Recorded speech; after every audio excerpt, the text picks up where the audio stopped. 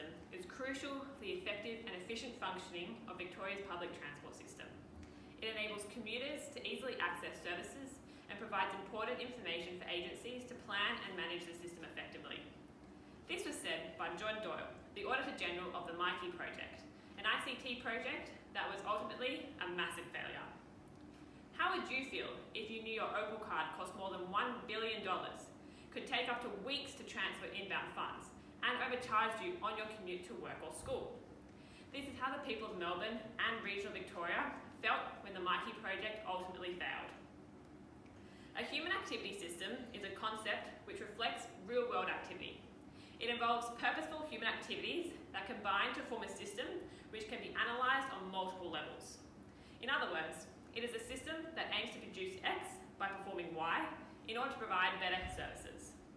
In this report, my team members Gabrielle, Sophie, Patrick, Ava and myself Tian will address the human activity system in more detail.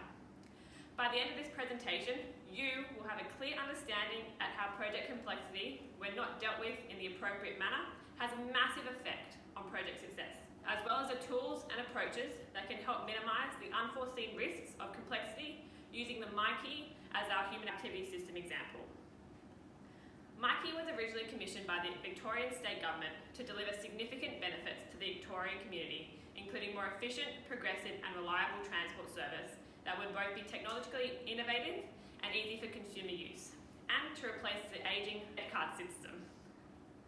Ultimately, the project was 55% over the original $1 billion budget and took 9 more years to complete than the proposed 2.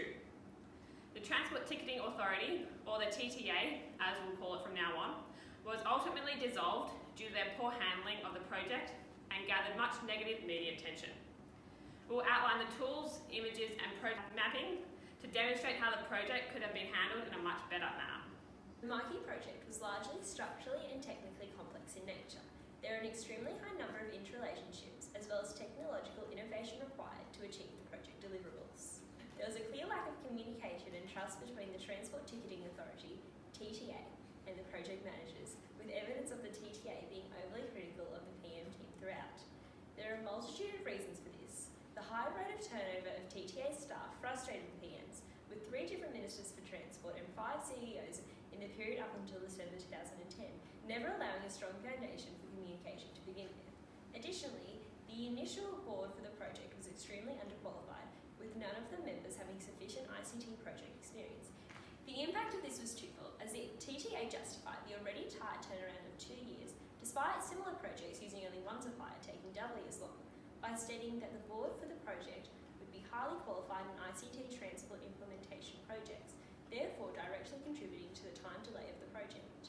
The underqualified board never allowed for growth in the project to occur, and the PMs taking an agile approach that ultimately backfired due to the high level of uncertainty and further damaged already strained relationships. Severe communication problems were present in multiple stages of the open architecture solution that was implemented. The open architecture solution involved sourcing numerous suppliers globally instead of sticking to similar projects where one supplier was used, such as the London Oyster card. In theory, the open architecture implementation was supposed to prevent an over-reliance on a single supplier, as well as allow for increased exposure to technological innovation. In reality, this created a severe overabundance of tenders, resulting in over 40 schedules with more than 3,000 possible different project outcomes. The project management team was ultimately incapable of successfully mitigating such a vast number of contracts, leading to unsatisfied stakeholders as well as feeding the discontent between the ITJ and the PM team. The PM team, however, was never in a position to negotiate the open architecture style project. This was due to the fact that the TTA hired a corporation called Keen to write the tender specifications. This led to Keen's consortium Camco winning the tender, which was seen as a disaster as the Camco company had only been established for 2 years before the ticketing project commenced. Their inexperience didn't go unnoticed either, as certain witnesses in the project have come out and stated the vendor was learning as they were going, which is very problematic and seen as a contributing factor to the significant project delays. Hence, the lack of clarity between vendors and board members contributed to the unclear communication lines between the TTA and the Department of Transport. In addition, there were numerous hidden political agendas seen through several board members from the TTA who had working relationships with numerous tender entities that resulted in significant communication issues and conflicts of interest within the TTA department. Hence, significant funds were being sourced to contract unproven vendors and corporations that were inexperienced, ultimately acting as a foundation for project failure. The high number of interrelationships evident resulted in an extremely non-specific and over-ambitious initial project scope. This led to the disastrous result of over 350 amendments between 2005 and 2010, resulting in the overall inconspicuous nature of what was and what was not to be included in the project deliverables, demonstrating elements of a directionally complex project. Additionally, there was abundant uncertainty in regards to whether it was the TTA or the Department of Transport, DOT, that held the ultimate decisions. The implementation of the Myki system already had elements of technical complexity, with this type of ICT project being completely new to Australia.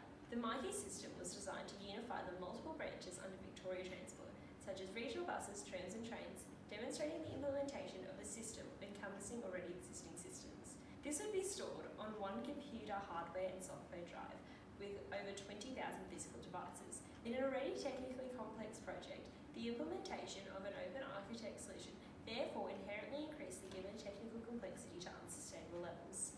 The type of complexity, as identified by Remington and Pollock, is a hybrid between C and D. It is not type B, as Myki was not a derivative of the former product and not entering a well-established industry. Type C technological uncertainty implies that whilst Myki did not embody a product or process, much of the technologies had existed prior to the project and employed many recently developed technologies. Myki crosses into type D complexity as it incorporated technologies that did not exist at the time of project initiation, in this case the computer software system. As outlined by Sophie and Pat, there was a large number of issues relating to the Myki project. Hence, myself and Gabby will now be demonstrating how project tools can be implemented to aid in project success. So images in a project context are the different ways one can view a project. When incorporated effectively into projects, images can give the power to reach new and also transcend paradigms. In relation to the communication issues in the Myki project, it is evident that the project team failed to identify and explore the social, political, and temporary organisation process image perspectives, which could have given insight into project communication issues and helped the team to make better decisions. It is evident that the project team only considered and focused on one, which was the value creation image. However, ignoring the other images subsequently led to the breakdown of communication within the project and ultimately the failure of the project. Therefore, I'll be conducting an image analysis and be suggesting communication strategies which could have been implemented to improve Myki's success. When developing the project team and the scope focused on the value creation benefits, including a new ticketing technology that would simplify travel in the state of Victoria, including metropolitan, rural and regional areas, across all modes of transport. However, the project team failed to develop a measuring system to gauge project success, which would have been essential in better understanding whether the project was meeting its goals in regards to scope, cost, time and requirements, all of which would directly link to the project's communication. For example, if the team had benchmarked communication expectations with other similar projects such as Hong Kong's Octopus Card, this would have given insight into relationships between communication processes, not just the value creation outcomes. This is just one image perspective analysis that could have been helpful in aiding with project success. However, combined with multiple other images, Myki could have transcended paradigms. Approaching the project communication issues from a social standpoint would have been instrumental because Myki was receiving a lot of negative coverage in the media, and if project information was protected, it would have been helpful in upholding the integrity of the project and also assist in minimising external pressures from the media on project staff and already strained stakeholder relationships. Additionally, when looking at the project through a political lens and move through a more thorough vetting system would have been implemented to eliminate bias. This would have been important because, as previously mentioned, the first CEO of TTA was a shareholder of Camco, which would have led to overt hidden political agendas. And lastly, an organisational image. As defined previously, this was a technological project. Implementing informal methods of communication with strict milestones into the communication plan would have allowed room for autonomy while simultaneously providing structure. Additionally, project roles were not clearly defined. Through adopting the organisational perspective, we have the ability to rethink the system by ensuring responsibilities and roles are clearly understood by all stakeholders, as this would assist with communication regarding decision-making and escalating processes, and general communication within the organisation. Furthermore, concise project documentation with easy-to-understand terminology would have helped to eliminate confusion among the staff. Additionally, as the DOT has policy responsibility for ticketing issues, including a member of DOT on the board would eliminate any potential conflict of interest. However, the image approach only provides perspective and doesn't identify a clear solution to an issue. Nonetheless, incorporating image approaches into project planning is extremely helpful for identifying potential issues within a project and stimulating first stage thinking. Complexity mapping is another tool that could be employed to address the issues in this project. This tool is used to understand a project's complexity over 4 dimensions: structural, technical, directional, and temporal. Structural complexity is measured as the number of deliverables, interconnections, and other elements a project requires. Technical complexity is referred to the specific design or technical components, and directional complexity describes the challenges in determining project goals and objectives. Lastly, temporal complexity measures the degree of uncertainty within a project. To best explain how we would utilise this tool, we will map the complexity of the project as is, and we will then map the complexity if we were to rethink the system. For this section, I will address 2 of the issues mentioned earlier: poorly defined scope and the open architect solution. Scope for the MyKey project was not clearly defined, and projects and goals were not made explicit. This resulted in constant change and amendments to be made, causing a high degree of both directional complexity and temporal complexity. The second issue mentioned was the open architect solution, which stemmed from poor communication regarding the number of suppliers necessary for the project. This issue resulted in a high level of structural complexity. Additionally, the implementation of MyKey was an entirely new ICT project, and due to unfamiliarity, technical complexity was also considered to be at a high level. If we were to rethink the system, several changes could have been made to improve overall complexity. Initially, a more careful and thorough review with vast input from multiple stakeholders would have been beneficial. This would have improved clarity and decreased the need for change, thus improving directional complexity by bringing it to a low level. In doing so, it would also address temporal complexity, as shifts in the project would be minimised. Technical complexity could have also been addressed by engaging in regular information transfer. This is essential to discover new areas of uncertainty and unfamiliarity and sparks discussion on how to address these areas.